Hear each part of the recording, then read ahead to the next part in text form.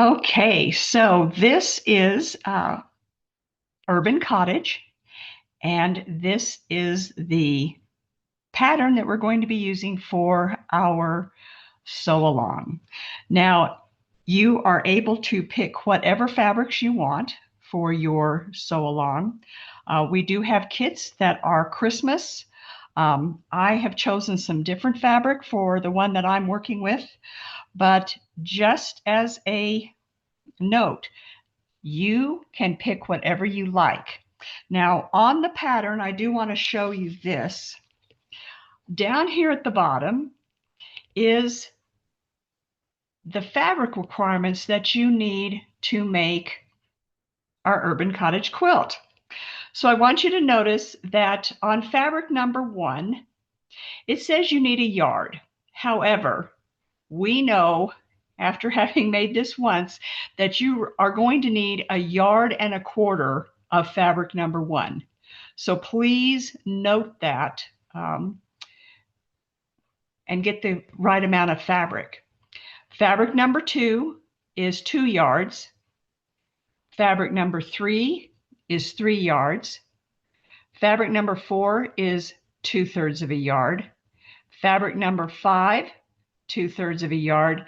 And then we cross this out, but it's the binding, and you need a 1/2 yard for your binding. So again, here are the fabric requirements across the bottom. Select yours and make sure again that you do get a yard and a quarter of fabric number 1. Now I'm going to show you the fabrics that I am working with, and I also want to show you what I do because I have to do this. This is the fabric that I'm using, and so from number 1, I need a yard and a quarter. Here is fabric number 2. I need 2 yards, and you will notice that I do label my fabrics because when you start cutting stuff up, you seem to often grab the wrong one. This is my fabric number 3. So are we seeing a theme here?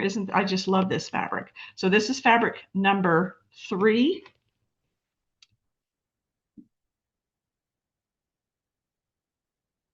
Fabric number 4. Whoops, let me turn my label around here. Fabric number 5. And then last but not least, oops, I dropped my deal here. This is fabric number 6. So here is my fabric. Be sure and label what they are so that you are picking up the correct ones. All right, so for our urban cottage, I want to show you from our cutting instructions because there is a correction that needs to be made. So if you remember, I told you on fabric number 1, and it's listed up here, that you needed a yard and a half. So again, remember to get the correct amount for fabric number 1. And the correction you need to make is this pattern says cut 2, 11 by width of fabric. You need to cut 3. And I know that's kind of a crummy 3. So let me correct that. And I'm just going to put a 3 right here by the side so that you can see you need to cut 3 11 by width of fabric strips. And you're going to cut those into 8 11 by 11 inch squares, and they're going to become our half square triangles. You're also going to cut 1 10.5 inch by width of fabric, and you're going to cut from that strip, you're going to cut 4 10.5 inch squares for your corners. All right, so let me just show you what I've done. Here are, I know it's kind of hard to see, but here are my 8 11 inch squares, and here are my 10.5 by 10.5 inch squares. Now, I have to tell you, just because of how I am, I do label my stuff because like I said, when I go to pick something up, I want to make sure that I have the right thing. So I'm going to pin that on there. And then our pattern tells us from our 2 yards of fabric number 2, we're going to cut 11 and a quarter by width of fabric strip.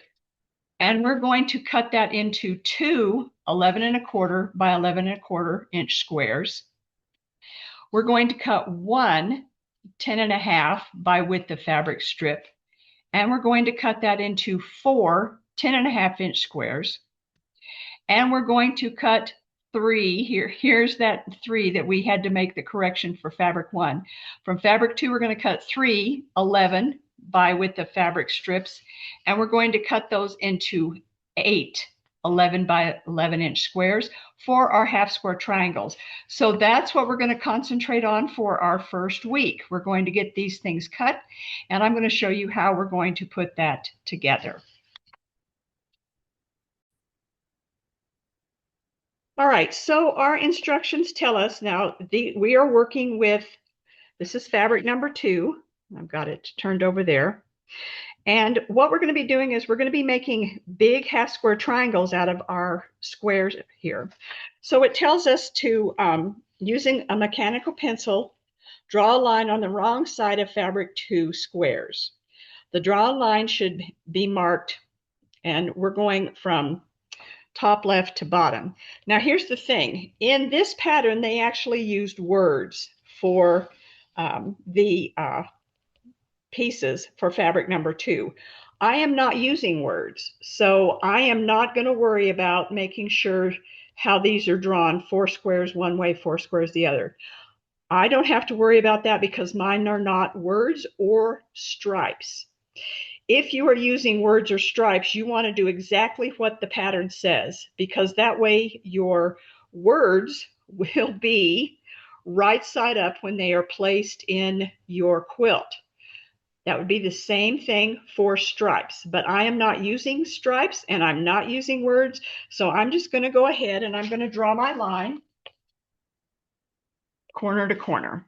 So let's just line that up there and there. And I am just going to use, I like to use a mechanical pencil because it does wash out. All right, so there's my line. And then we're going to draw a 1/4 of an inch line on each side, okay?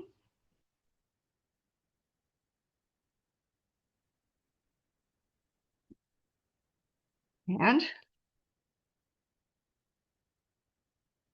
let me twirl this around because that's one of the reasons I love these rotating mats, because I don't have to disturb my fabric. All I have to do is make sure that, let me slide my table back so I can get this all in here. And we're going to come here.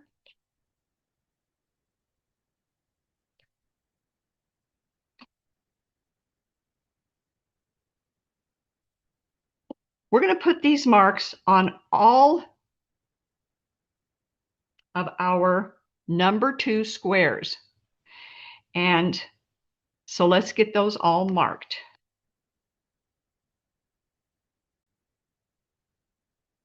Okay, so we've drawn our lines. And now we're going to take our number 1 fabric. So here it is. And we're going to put our number 1 fabric and lay our number 2 fabric on it. And we want to make sure that all of our edges are lined up all along here. And we want to, I like to pin down both sides because I don't want this to shift on me. So be sure and pin.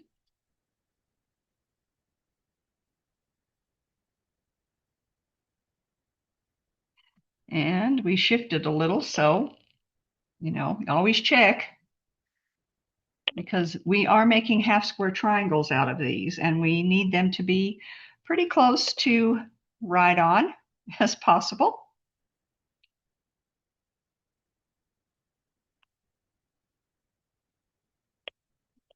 Looking good so far, so good.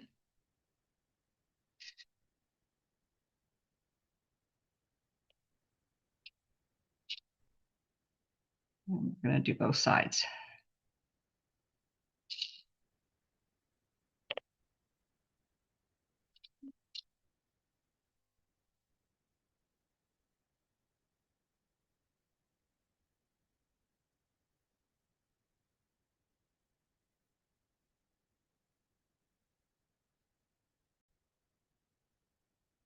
Okay, so we've got this pinned in place.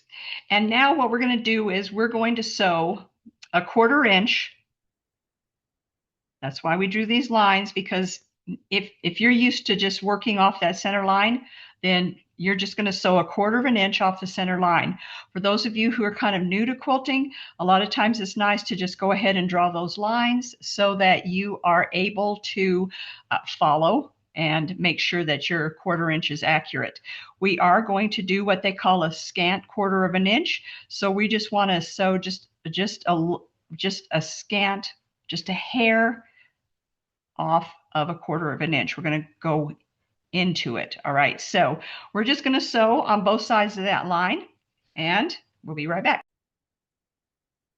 Okay, I know it's hard to see, but I did sew on my 1/4 inches on both sides. I'll show you on this side because you can see it on this side. But see, you can see that I have stitched my 1/4 inch on each side of my center line. Now what we're going to do is we are going to cut those down that diagonal line. So here we go. So here's my diagonal line. And if you'll notice, I'm a 1/4 inch. I'm going to put my 1/4 inch mark on my ruler on my stitching line, and that's going to get me right here on my diagonal line that I drew. Righty. Then there is our beautiful half square triangle block. Now, you can press to the dark. I think I'm going to press my seams open. So here's what you need to do. You're going to do this very thing to all of your squares. So again, here's my number 1 block.